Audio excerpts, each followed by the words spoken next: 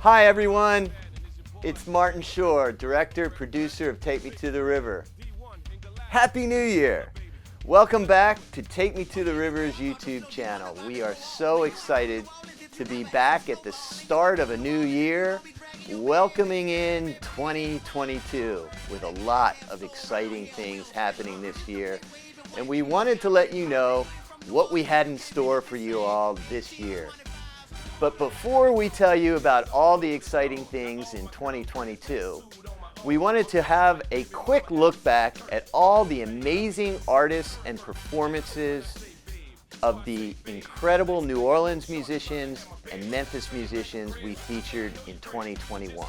Christian Diablo, Big Sam's Funky Nation, John Cleary, Dumpsta Funk, Walter Wolfman Washington, Dirty Dozen Brass Band, High Rhythm Section featuring Marcus Scott, George Porter Jr. and the Running Partners, Bo Dallas Jr. and the Wild Magnolias, Gabrielle Cavassa, Glenn David Andrews, Luther Dickinson, Satya, Cedric Burnside, The Soul Rebels, Preservation Hall Quartet, Charlie Manuel, Kevin Lewis with his prodigy student Caleb Summers. We were honored to bring you a 4-part Dr. John tribute that featured exclusive interviews and performances of an amazing New Orleans legend.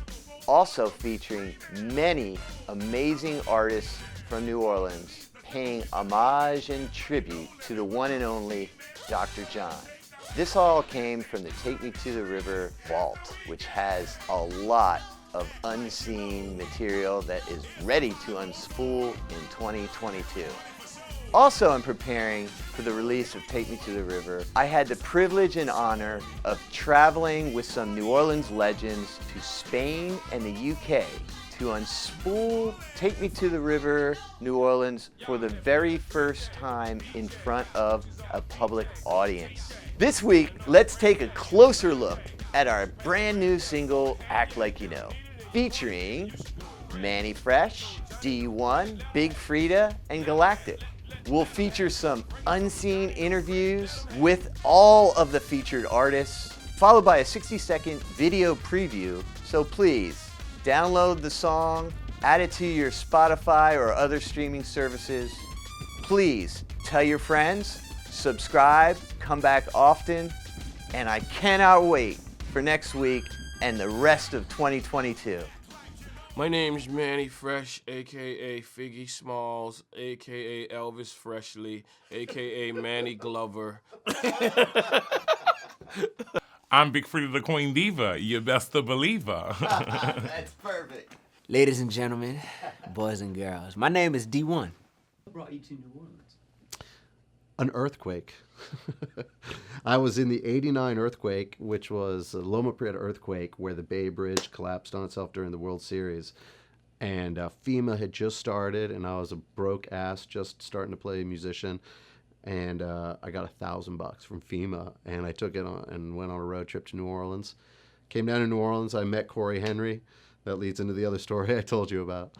And I ended up staying. A lot of times it's people that come to New Orleans not knowing what New Orleans is, and then they go back with a different perspective.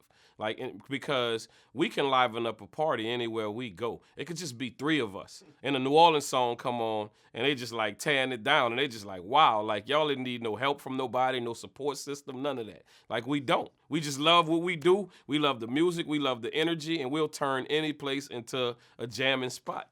So I just think like people come down here and they come here to experience that, because we got so many songs the world, they don't know nothing about. Just New Orleans know it. But when they get here and they hear it, they're like, oh, I want to bring that back. I want to bring that back. If it's kind of like if you visited from Australia somewhere and you went to a bounce party. By the time you leave, you're trying to figure out how can I get them records? How can I get them records? How can I bring that back? And a lot of it is just authentic to New Orleans. How do we meet Houseman? Yeah, what was that like? He was at this bar. There's this bar, Benny's Bar. It was uptown. It's not there anymore. It's now a really nice house. It got turned into a house. But it was a really shady bar. And it was where, like, the Neville brothers would hang out. I remember meeting Ivan there. I remember seeing every individual, the meters sit in. It was just kind of like the place where everybody would go after Tipitina's. I think the doors would open at like midnight, and it would go to like 6 a.m. every night. Not just Mardi Gras, but it was like every night. And Theral Houseman was performing there with a band called Michael Ward and the Reward on Sunday nights. And Jeff and I, Galactic's guitar player, we would just go see him all the time. And he's so personable, you know him. And so he would talk to us on the breaks and just kind of chat with us. And I just thought he was such a great singer. So when we recorded our first album in '95, our producer, we were an instrumental band at that time, and our producer encouraged us to have some vocal tunes on the album, which, looking back, was like a great idea. So we were like, oh, we know this singer, let's get him in. So we invited Theral, and he became basically like our permanent special guest, is what we kind of always said. Because he was just a special guest on the album, and then it was like, well, let's bring him on the road as our special guest. And then he just kind of became our permanent special guest up until 2004, when his health kind of made him come off the road. Well, man, that was awesome, dude. For me, it's no limit in Cash Money all day.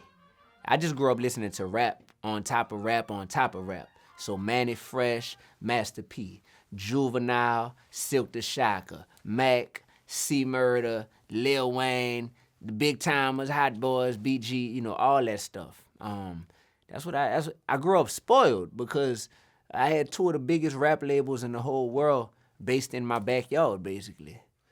Well, I started in music at a very early age as a kid. I was into gospel music at first when I first started. So growing up in the church choir, singing with multiple choirs around the town, New Orleans Gospel Soul Children, Gospel Music Workshop of America, my church home choir, and many others. I also was a choir director at my high school. Even after I graduated, I went back and taught the choir. To be seen as some sort of ambassadors of New Orleans music is amazing to me, and an honor to be to be one of the many ambassadors that are bringing this music. And I got to say, it really hit home. I hate to even bring up the K word, but post Katrina, it just had this new worth to it. Like, you're a band from New Orleans, and it was like this new focus back on the city. And I think that people that either live here or don't live here, once you almost lose something, you cherish it a little more. So I think that nationally, internationally, people almost thought that the city was gone. And when it survived and then music was still coming out of it, it almost had like this extra special thing to it, because it had almost been lost. It was a report that they got. So it pretty much, and they made it sound like so dark, like it's wiped. They like the airport gone, everything, pretty much all underwater. So we had this thought that the whole city is gone. Then when we finally got back, you couldn't go nowhere because flights was canceled and all of that. I remember getting back maybe like a week later from Canada, and I flew into Dallas. Still couldn't get into New Orleans. So phone lines down, all of that. And then I'm watching all of this craziness on the news. You know how they just displacing people, like putting them anywhere, away from their family and all that. You can't get phone calls and all of that. So it put like a crazy spot on me, like, because I'm like, man, this is my city. I love it, and I love the people. And even right now, you got to think about what Hurricane Katrina did. Like, we in a rebirth process. It took a whole lot of culture and a lot of people. And I get like people had to move on with their life, but it moved a lot of people out. That was the essence of our city. So we pretty much in the rebirth stages of how we gonna get it back. And we doing a good job. We doing a really good job. So now it's different, right? Things change. So describe like what the rap scene in New Orleans is like right now. Yeah, the rap scene, it's not about having one or two heavyweights anymore. It's a bunch of people independently doing amazing work.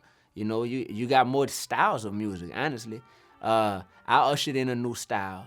There hadn't been anybody before me with clean lyrics, no profanity, making sure that, I'm teaching people to be real, be righteous, and be relevant in my music, putting God first, in my music.